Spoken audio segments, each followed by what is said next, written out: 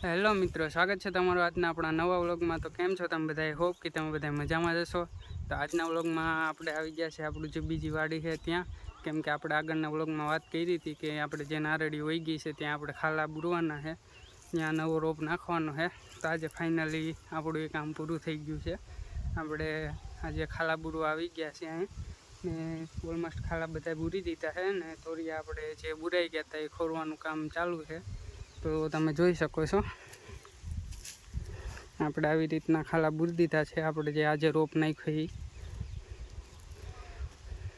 ને આવી રીતના આપણે તોરિયા ખોરી નાખ્યા છે ને શા ખાતર આપણે કરી નાખ્યું।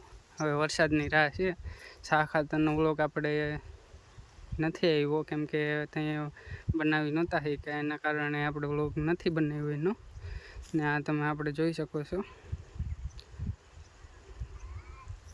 આપણી નારળીઓને આ જે આપણે ખાલા બુરવાના હતા તો આપણે આ નાનો રોપ નાખી દીધો છે।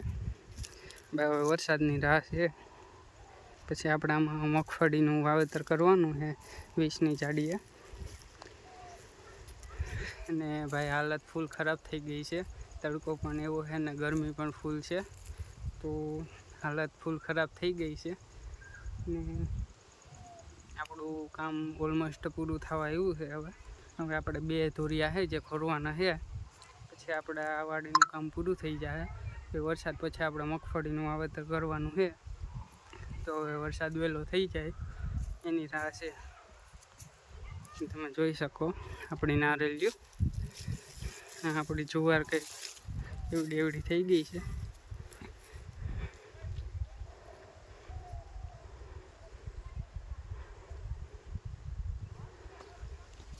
તો થેન્ક્સ ફોર વોચિંગ। આજના વ્લોગમાં બસ એટલું જ, આગળ મળીએ નવા આગળના વ્લોગમાં।